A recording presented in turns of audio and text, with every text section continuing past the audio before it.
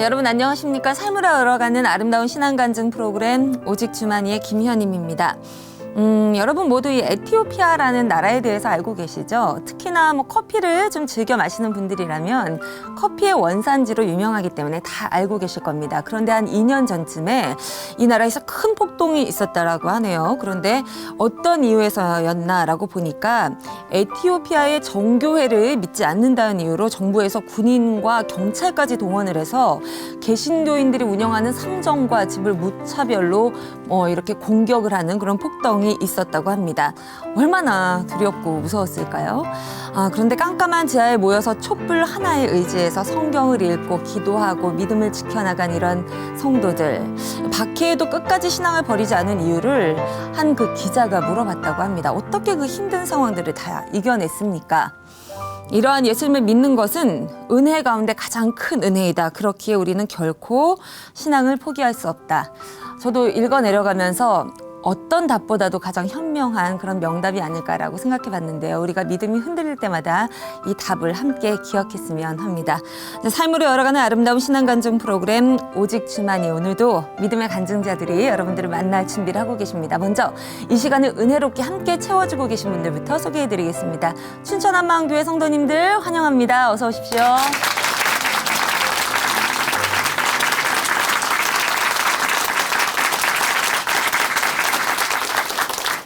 첫 번째 출연자를 만나보겠습니다. 우리 모두 사랑받기 위해 태어난 아주 귀한 존재들이죠. 그런데 우리 마음속의 한가운데는 나는 쟤보다 좀 더 나아. 나는 쟤보다 조금 더 특별해. 이런 마음들이 있는 것 같습니다. 오늘 여러분께 소개해드릴 이분은 자신의 특별한 조건을 하나님의 그 부활의 주님을 만나면서 진정으로 깨닫게 됐다라고 하는데요. 그 특별한 가치를 여러분과 함께 나누고 싶어 한다고 합니다. 지금부터 함께 이야기 들어보겠습니다. 춘천 한마음교회 고재국 형제님 큰 박수로 모시겠습니다.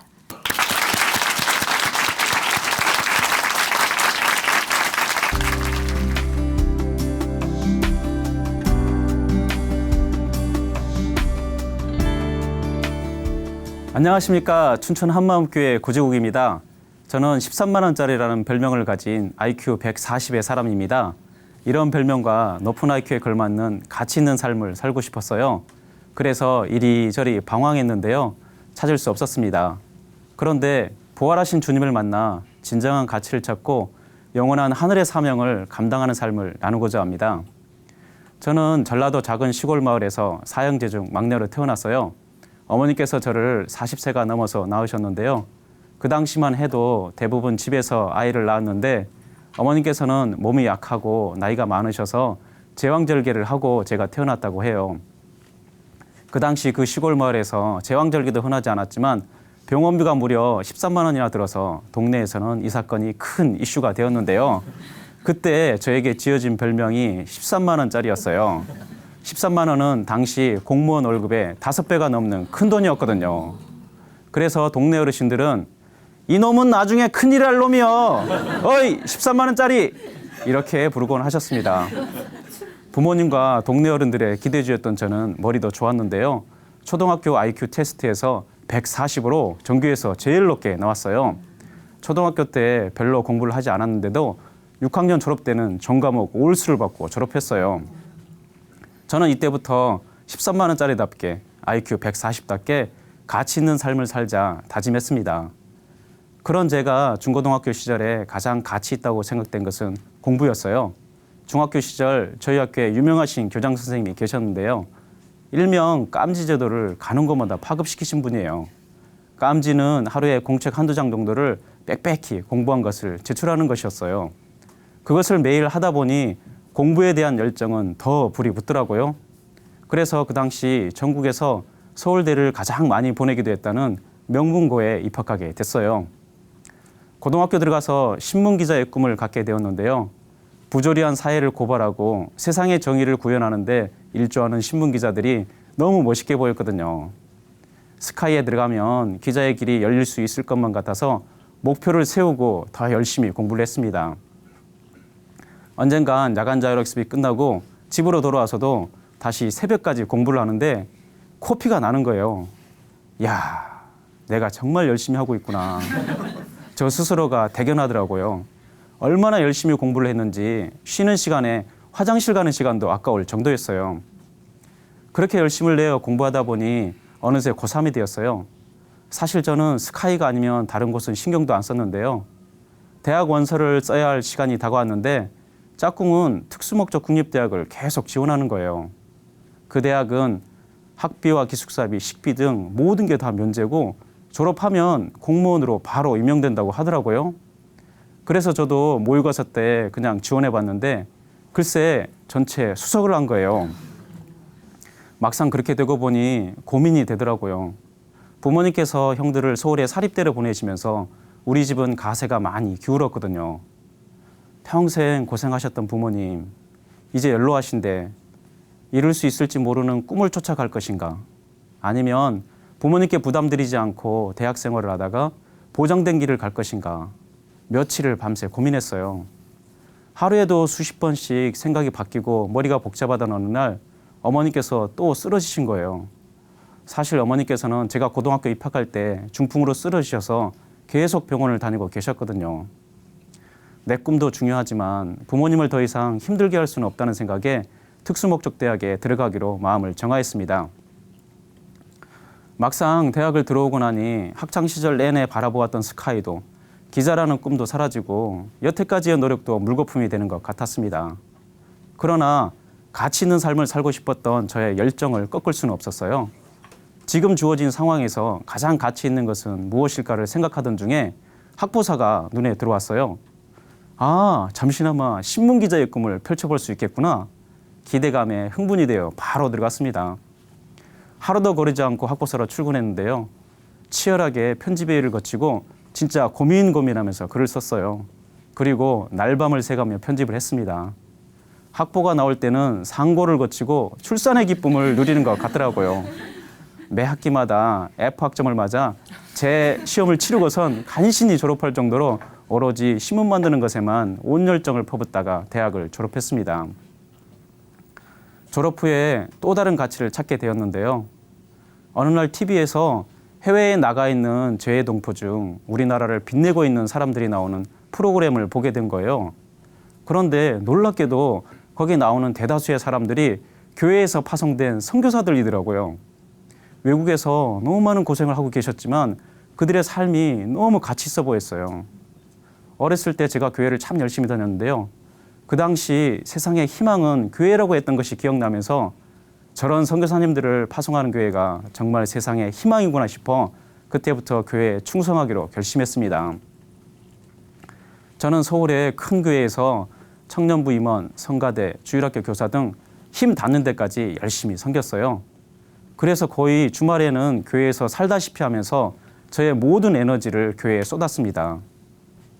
언젠간 성탄절을 앞두고 교회 건물 예벽에 크리스마스 조명을 설치하는 일이 청년부에게 주어졌어요. 그런데 그 누구도 신경을 쓰지 않는 거예요.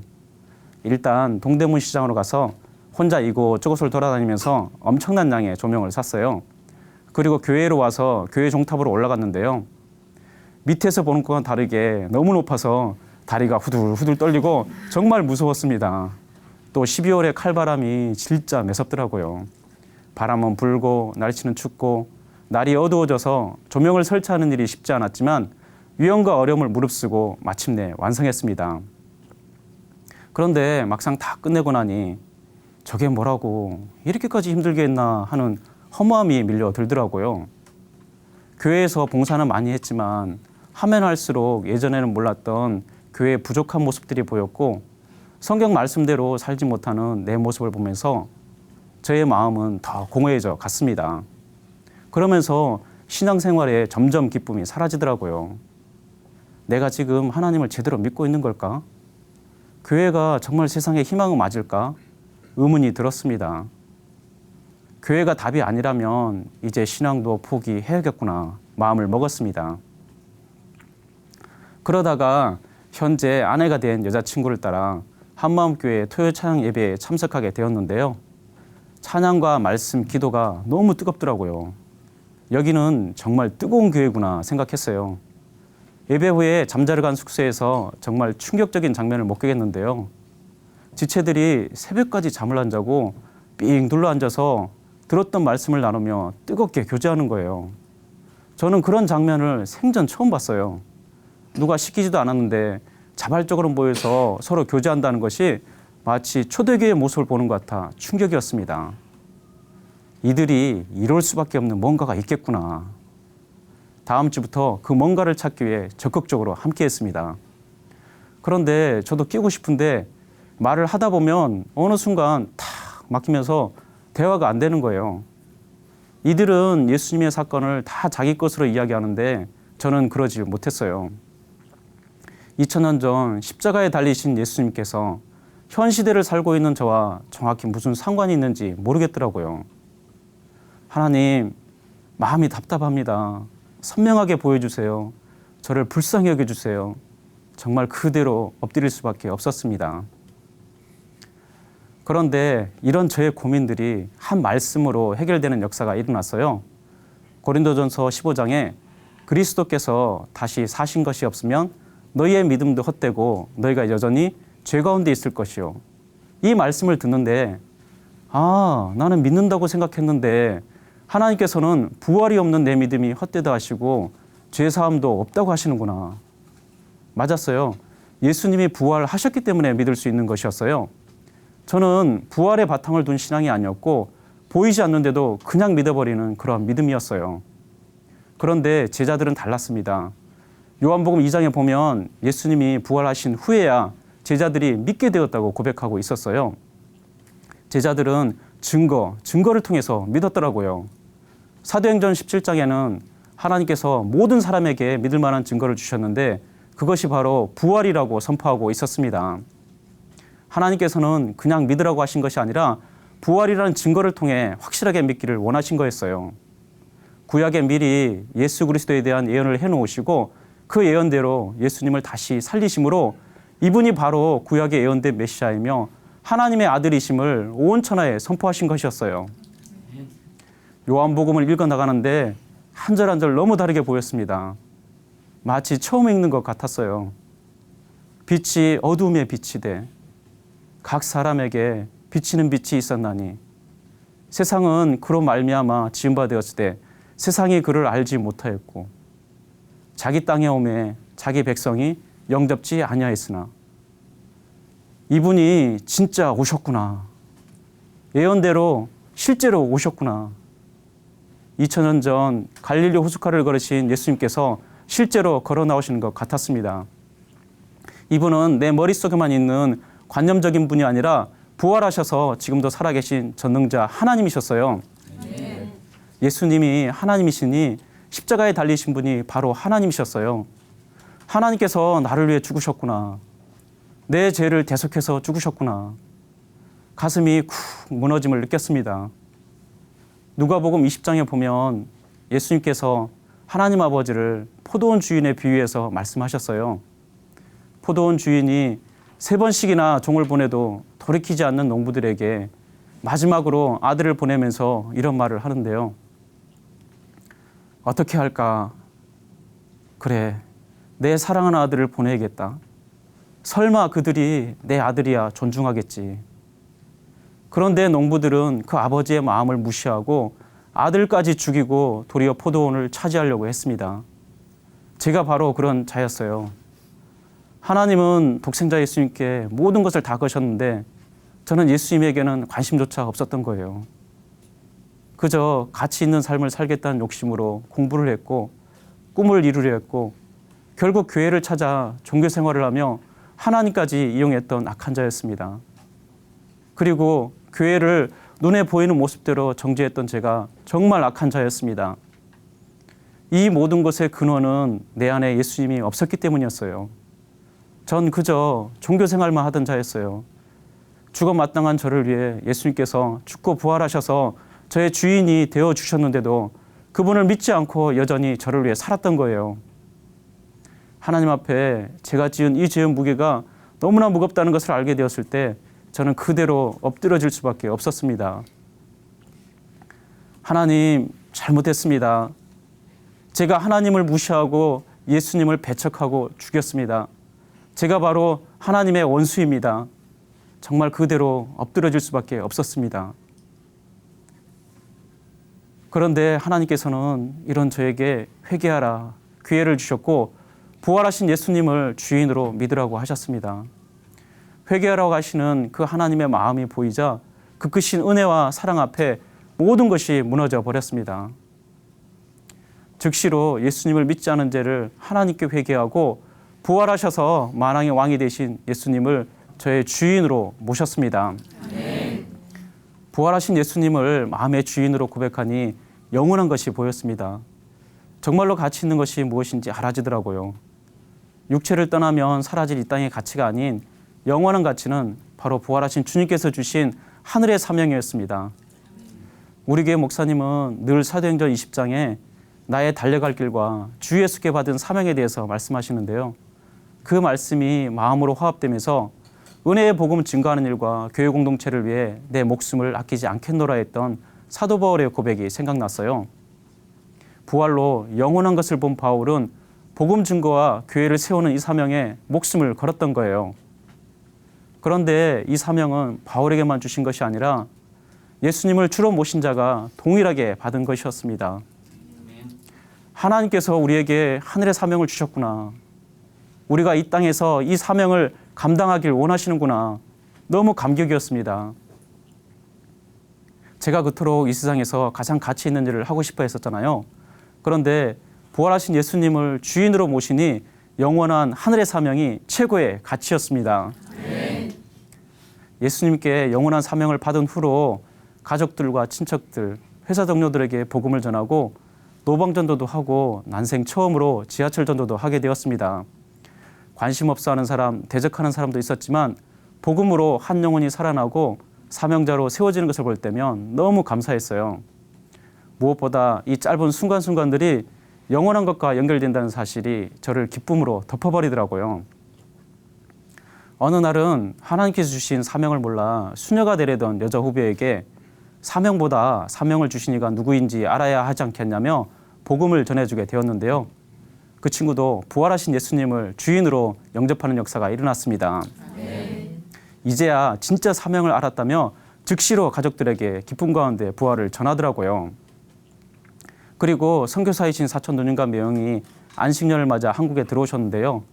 누님께서 이 부활의 복음을 들으시고는 부활로 성경의 모든 말씀을 믿을 수 있는 거구나 놀라워하셨어요. 요한복음 16장 9절의 죄를 정확히 비침받고 예수님을 믿지 않고 자신이 주인 되어 사역하던 것을 회개하는 역사가 있었습니다. 또 한마음 공동체를 보시더니 초대교회와 같은 공동체라며 주위 목사님들과 선교사님들께 소개하셨어요. 지금은 인도네시아에서 열심히 부활의 기쁜 소식, 전능자가 오셨다 가신 기쁜 소식을 전하고 계십니다. 저는 지금 작은 교회 일꾼으로 영혼들을 섬기고 있어요. 영혼들에게 복음을 전하고 예수님의 제자로 양육하는 일을 하고 있습니다. 어느 날 작은 교회 예배를 마치고 돌아오는 차 안에서 어떻게 이 하늘의 사명을 주셔서 최고로 가치 있는 길을 걷게 하셨나 너무 감격이 되는 거예요. 예수님께서 베드로에게 말씀하신 내가 나를 사랑하느냐? 그러면 내 양을 먹이라. 이 말씀처럼 예수님을 사랑한다면 제자를 삼는 것이 마땅했어요. 이 삶을 저에게 허락하셨다는 것에 너무나 감사해서 차 안에서 눈물의 기도를 드렸습니다. 그리고 하나님께 약속드렸습니다. 하나님, 100개의 작은 교회를 세우겠습니다. 앞으로 더 많은 사람들을 전도하고 양육하겠습니다. 저는 이 약속을 위해 전심전력으로 달리고 있습니다. 어느 날 장로교 모 교단 목사님들이 단체로 우리 교회를 방문하신 적이 있었는데요. 그중 한 목사님과 저녁 식사를 하게 되었어요. 그런데 목사님께서 대뜸 고집사님은 한마음 교회를 만나고 제일 변한 게 뭡니까? 한 가지만 말씀해 주세요. 물으시더라고요. 정말 셀 수 없이 너무나 많은데 한 가지만 들라고 하셔서 이렇게 대답을 했어요. 저는 하늘나라를 소망하게 되었습니다. 관념적인 게 아니고 실제로 하늘나라를 소망하게 되었습니다. 그리고 이 땅에서 제가 해야 할 일을 찾았습니다. 제가 하늘나라가 막연하지 않고 너무나 구체적이고 선명해지니 제 삶이 정리가 되었는데요. 저는 지금 세무서에서 근무를 하고 있어요. 한 번은 대학 선배님이 국세청으로 들어오라고 하시며 승진의 기회가 주어졌습니다. 사실 국세청으로 들어가면 그 후에는 탄탄대로인데요. 그런데 그곳에 들어가면 매일 밤늦게 퇴근하고 주말도 없이 다른 일은 아무것도 못하고 오직 그 일에만 집중해야 하기 때문에 영혼을 만나는 시간을 갖기 위해서 정중하게 사양했습니다.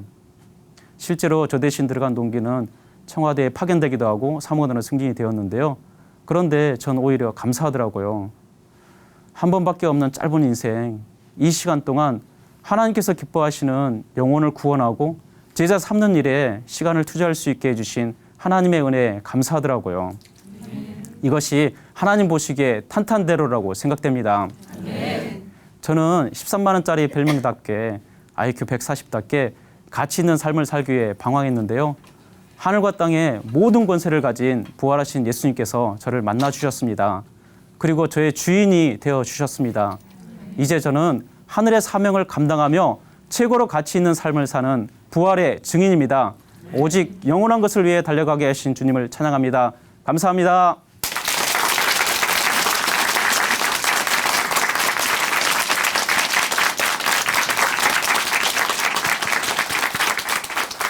보이지도 않는데 우격다짐으로 형제님 스스로 이렇게 믿어보려고 노력했을 때는 머릿속에 관념만이 그 하나님과 함께 그저 세상이 보기에 가치 있어 보이는 그런 종교 생활을 했다고 한다면 모든 사람이 믿을 만한 증거, 그 부활을 자기의 것으로 받아들인 이후에는 온전히 회개하고 또 주님을 구주로 모시게 된 이후에 세상이 바라보는 가치가 아닌 영원한 것을 소망하는 아름다운 삶을 살고 계시네요. 앞으로는 구체적인 하늘나라를 소망하면서 더욱더 영혼 구원하는 그 사역에 힘써 주시기를 박수로 함께 응원해 드리겠습니다.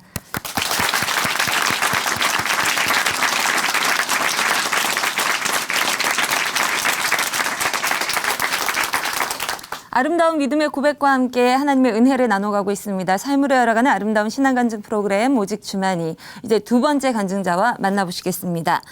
우리 주변에 이런 사람들 꼭 한 명씩 있어요. 소통이 안 되는 사람.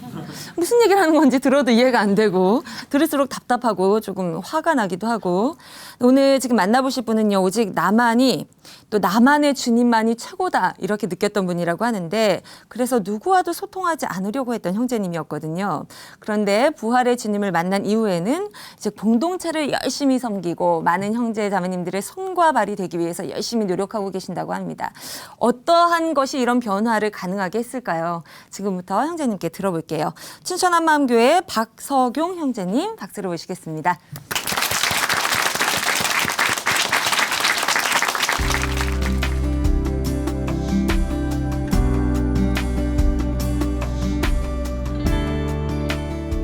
안녕하세요. 춘천 한마음교회 박석용입니다.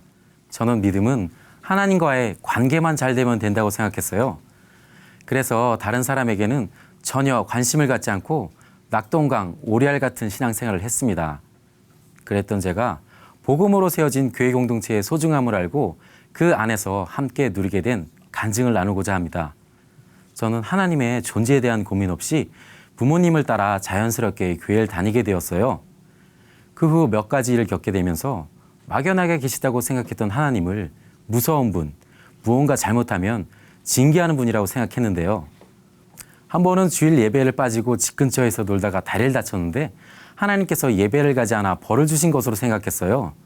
또 중학교 때 몇 번이나 자전거를 잃어버렸는데 나도 모르게 그동안 자전거를 도난당한 것에 억울한 마음이 들어 길에 세워진 자전거를 훔쳐 타고 다녔어요.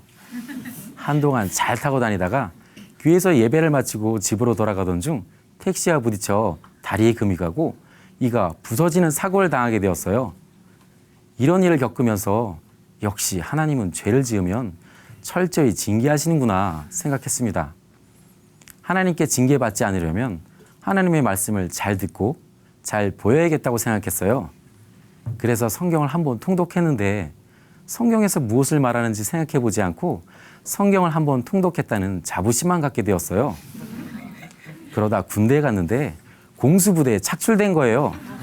2000m 상공 수송기에서 낙하훈련을 받게 되었는데 낙하산 훈련 가운데 공중에서 2개의 낙하산이 서로 꼬여 빠르게 떨어져 죽거나 나무에 걸려 떨어져 죽는 등 실제로 있었던 죽음의 사례를 들을 수 있었어요.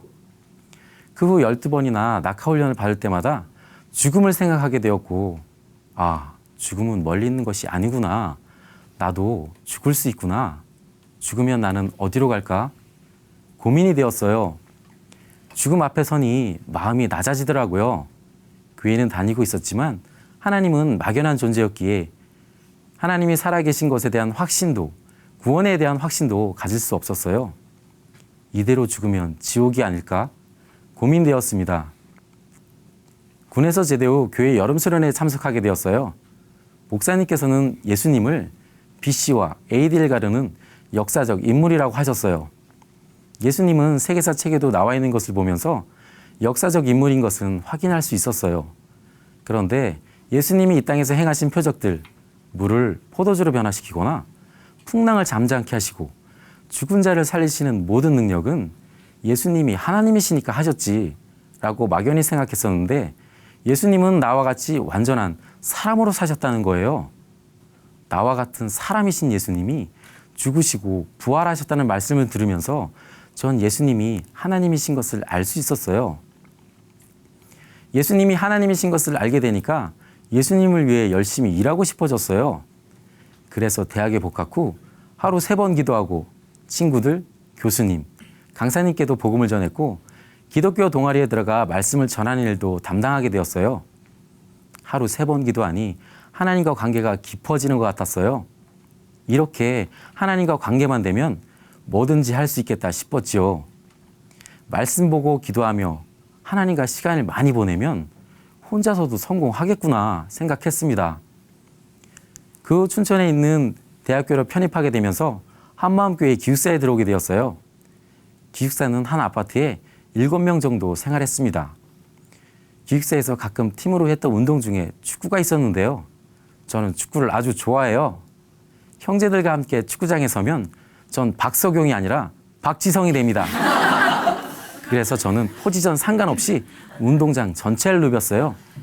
함께하는 형제들은 제발 자기의 자리를 지켜달라고 부탁을 했지만 저는 이 말을 듣지 않았어요. 군에서 쌓은 체력 하나만 믿고 열심히 뛰어다니다 보니 제가 축구를 잘하는 줄 알았거든요. 그래서 나 혼자만 잘하면 된다고 생각했고 제가 다 할 수 있다고 생각했습니다. 저의 이런 성향은 신앙생활에서도 나타났는데요. 어디서든 하나님과 관계만 잘하면 된다고 생각해서 형제들과 관계하는 것에는 별 의미를 두지 않았어요. 그래서 예배를 마치고 집에 돌아오면 형제들은 함께 모여 말씀으로 교제하는데 전 혼자 방에 들어가 그날 들었던 말씀을 정리하고 혼자 성경을 읽으면서 시간을 보내게 되었어요. 기숙사 생활에서도 제가 옳다고 생각하는 것은 웬만해선 고집을 꺾지 않았어요. 다른 사람의 마음은 잘 헤아리지도 못했고요. 누구에게도 저의 마음을 쉽게 이야기하지 못했어요. 왜냐하면 그들이 저의 부족한 모습을 보고 정죄할 것으로 생각했기 때문이에요. 그래서 사람과의 관계를 짐으로 생각했습니다. 이런 저였기에 신앙도 1대1로 하나님께 말씀을 받아야 된다고만 생각했었고 지체들을 통해서 말씀하시는 하나님의 음성은 듣지 못했어요. 함께하는 교회 공동체의 참된 의미를 생각해 보지 못했습니다. 때론 형제들과 소통이 되지 않은 사항들이 답답하기도 했어요. 그러던 어느 날 한 형제가 기숙사 재정을 마이너스로 만들면서 생활이 어려워지자 제가 기숙사 재정을 대신 받게 되었어요. 전 형제들의 의견을 듣지 않고 지나칠 정도로 짜게 살림을 운영했어요. 전기세를 아끼려고 모두 거실에 나와 함께 공부하자고 했어요. 또 형제에게 한 끼 식사 반찬값으로 1,000원을 내밀며 잔돈 남겨오는 거 알지? 라고 했습니다. 기숙사 재정은 마이너스였기에 처음에 형제들은 이것을 잘 따라주었어요. 한 끼 식사로 간장에 밥을 비벼 먹거나 감자 한 가지로 감자튀김, 감자국, 찐감자 등을 만들어 먹었어요. 간혹 계란을 먹고 싶은 날에는 계란 도매집에 들려 계란을 사면서 덤으로 깨진 계란을 공짜로 얻어와 먹는 날도 많았는데요. 비록 깨진 계란일지라도 하루에 꼭 하나씩만 먹는 규칙을 정했어요. 이것도 제가 혼자 정한 것이었어요. 그러던 어느 날 약속대로 계란을 하나씩 먹고 있었는데 갑자기 일꾼이 저를 보고 야, 너만 왜 계란을 2개 먹는 거야? 너가 정한 규칙 어기는 거 아니야? 하시는데 저는 정말 억울했어요. 저는 결코 2개를 먹지 않았어요. 사실 그건 쌍난이었거든요. 이렇게 피나는 노력으로 재정은 플러스로 돌아섰지만 저의 아끼는 발동은 여기서 멈추지 않고 계속되었습니다. 지금 생각하면 저 때문에 모두 힘들었겠다고 생각했지만 당시엔 기숙사 재정을 많이 남기면 모두 좋아할 것으로 생각했어요. 이런 저를 보고 일꾼은 내가 기숙사 생활 20년 동안 이런 적은 한 번도 없었어. 너 같은 놈은 처음 본다. 라고 할 정도였어요. 제가 봐도 교회 기숙사 운영을 저와 같이 운영하는 곳은 없더라고요. 결과적으로 3달 만에 마이너스 70만 원의 재정이 플러스 60만 원으로 돌아왔음에 감격했는데요. 형제들은 이 돈으로 잔치를 할 것으로 기대했다 하더라고요. 그런데 저는 한술 더 떠서 남은 60만 원을 건축 헌금을 드리면 하나님께서 아주 기뻐하실 거라고 생각했어요. 그래서 남은 생활비를 교회 건축 헌금을 드리자고 자랑스럽게 말했어요. 이 말을 듣자 허기졌던 형제들은 돌았던 배를 움켜쥐고 뒤로 넘어가 버렸습니다. 저는 건축 헌금을 내는 것을 모두 반대하는 것을 보고 형제들의 믿음이 이것밖에 되지 않는가 하면서 정지했습니다. 대학교를 졸업 후 충북 진천에 있는 한 식품회사에 취업하게 되었어요. 취업 후 지금의 아내와 결혼까지 모든 것이 저의 뜻대로 되는 듯 했습니다. 그런데 직장의 삶도 주말 부부의 삶도 힘들어졌어요. 하지만 아내에게조차 말하지 않았습니다. 아무리 힘들고 어려운 일이 있어도 혼자 기도하고 말씀 보면 회복될 것으로 여겼고 내가 계획하고 추진하는 어떤 일이든 하나님께서 개입하시고 함께 하실 거라 생각했거든요. 그러나 저는 처음에 몇 번 새벽 기도하며 나가다가 이내 말씀과 기도를 놓치다 못해 세상과 타협하게 되었고 점점 모든 일에 한계에 부딪히게 되어 회사를 그만두게 되었어요. 목사님께서는 나달 신앙은 낙동강 오리알이 된다고 했는데 제가 꼭 그러했습니다. 결국 첫 직장생활 시작한 지 1년 2개월 만에 춘천으로 돌아오게 되었어요. 춘천에 와서도 겉모습으로는 교회 공동체와 함께하는 것 같았으나 나홀로 신앙은 계속되었습니다. 영적으로는 탈진한 상태였어요. 춘천에서 다시 취업을 했지만 일은 쉽지 않았습니다. 직장에서 사람을 대하는 일에 서툰 것도 문제였지만 저의 삶 모든 것이 문제였어요. 직장 생활로 점점 지쳐가면서 말씀과 기도를 다 놓치고 제가 살아가야 하는 이유조차 희미해지자 제 삶은 기쁘지 않았어요. 하나님과 세상에 끼인 자가 되어 차지도 덥지도 않은 나의 모습을 보고 점점 눌리게 되었습니다.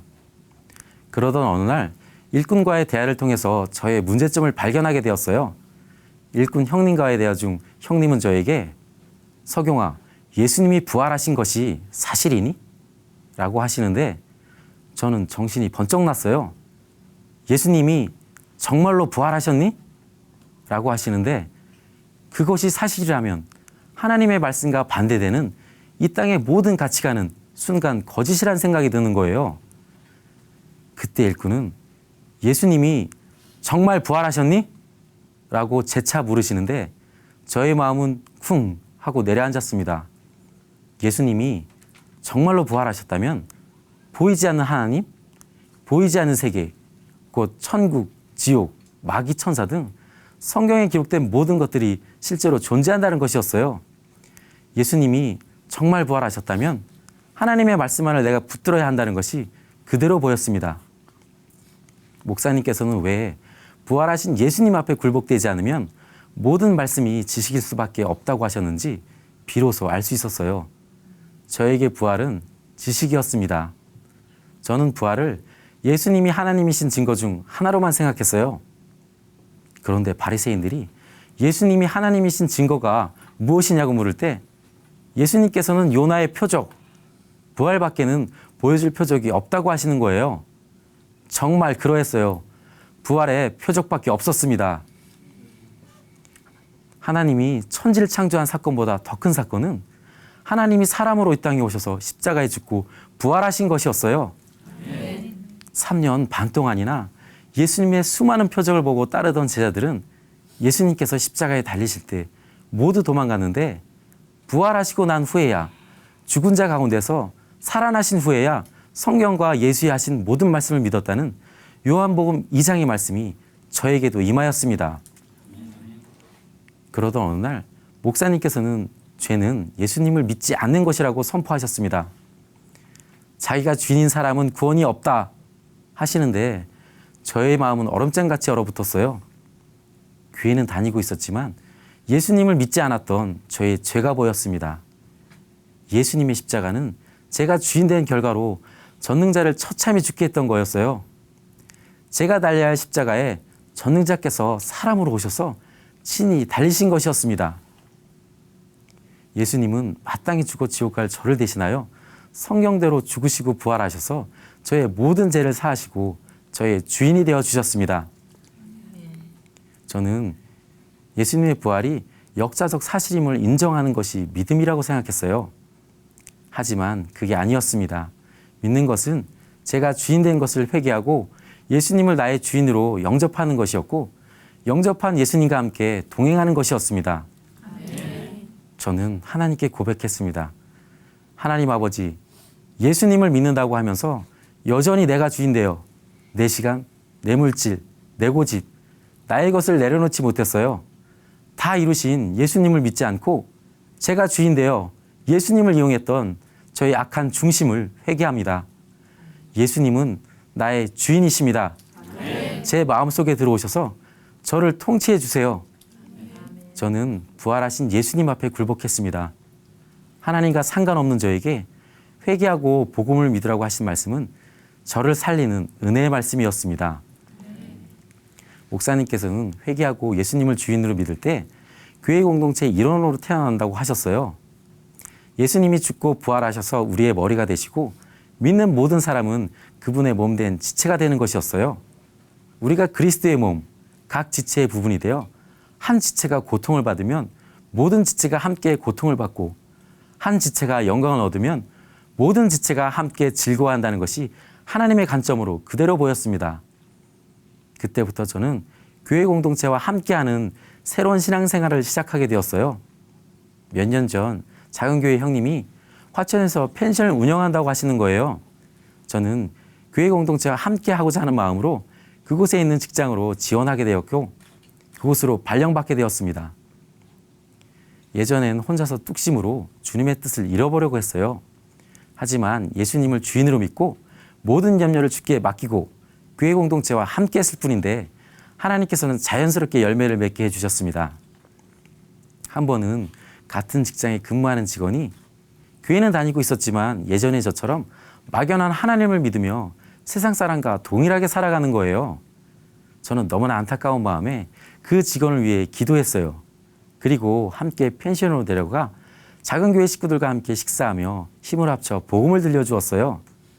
그 직원은 막연했던 하나님을 부활하신 예수님을 통해서 선명하게 믿게 되었고 기쁘고 자유한 자가 되어 자신의 어머니까지 부활하신 예수님을 전하게 되었어요. 저는 직장에서 물품을 관리하는 일을 하는데요. 무엇보다도 이 일을 통해 교회 공동체를 섬길 수 있는 것이 너무나 기쁘고 보람 있습니다. 펜션에는 방문하는 손님이 많았는데요. 그럴 때면 펜션에 있는 형님이 너무 바빴어요. 제게 필요한 물품을 주문하면 전 그 지체에 손과 발이 되어 섬길 수가 있었습니다. 형님은 제가 있어 방문하는 손님에게 더 집중해서 복음을 전할 수가 있었다고 하시며 형제가 있어 너무 좋다고 하시더라고요. 교회 공동체와 함께하며 복음을 전하는 일은 정말 신바람 나는 일이었습니다. 저는 요즘 교회 주차 봉사로 섬기고 있습니다. 사실 혼자 말씀 보고 기도하며 깨닫는 것만이 충만한 신앙생활이라고 생각했던 예전의 저라면 설교 말씀을 듣지 못할 수도 있는 주차 봉사를 할 수 없었을 거예요.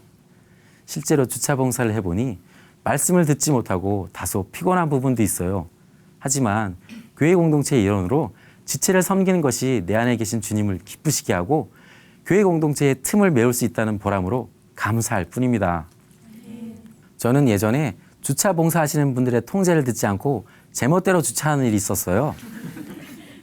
그런데 주차 봉사를 해보니 그런 나의 행동에 봉사하시는 분들의 마음이 많이 서운했겠구나 생각되며 죄송한 마음이 들었습니다. 예전에 저는 함께하는 것의 기쁨과 유익을 모르는 사람이었어요. 하지만 지금은 주차 봉사를 하든 식당 설거지를 하든 지체들과 함께하는 것 하나만으로 그냥 기쁩니다. 또 교회 공동체를 정확히 볼 수 있는 일이 있었는데요. 제가 한 번은 영적으로 바닥을 치는 일이 있었어요. 그때 작은 교회에서는 1박 2일 동안 함께 하자고 하였습니다.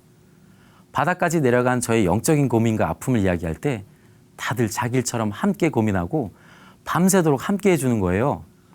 저의 부족한 부분은 말씀으로 건면해 주는데 그 모습 속에서 교회 공동체가 보이니 눈물이 나더라고요. 다들 자기 일처럼 마음 아파하며 격려하는 지체들의 모습은 제게 큰 감격이었습니다. 이것이 진정 영원한 가족의 모습이구나 생각되었어요. 주님 안에서 우린 하나였습니다. 이를 통하여 너는 나고 나는 너다. 바로 예수님이 주인된 자들로 세워진 교회 공동체를 보게 되었어요. 부활복음으로 세워진 가족 공동체의 이러한 사랑은 힘들고 눌려있던 저를 벌떡 일어나게 하였습니다. 저는 세상에서 줄 수 없는 교회 공동체의 소중함을 정확히 보게 되었어요. 이제 저는 더 이상 나달신앙, 낙동강 오리알이 아닙니다.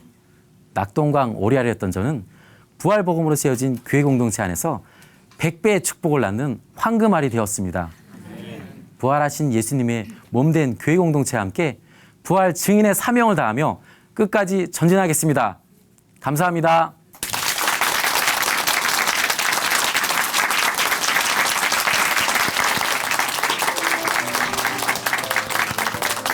쌀 아래 잘 섞이지 않는 그 도정되지 않은 현미처럼 겉돌던 형제님, 공동체와 연합하지 못했었는데 그러면서 스스로가 주인된 나홀로의 신앙으로 영적으로 또 심적으로 육적으로 모두 탈진된 상태였었죠. 하지만 예수님을 참 주인으로 영접하고 기쁘게 주님과 동행하는 삶을 현재 살고 계십니다.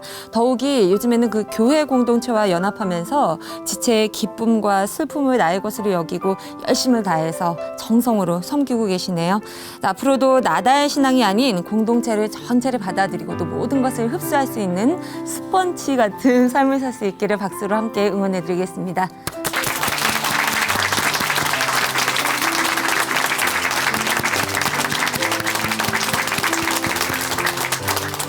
다른 그 무엇도 그 누구도 아닌 하나님으로 인해 변화한 삶의 고백이 있는 오직 주만이.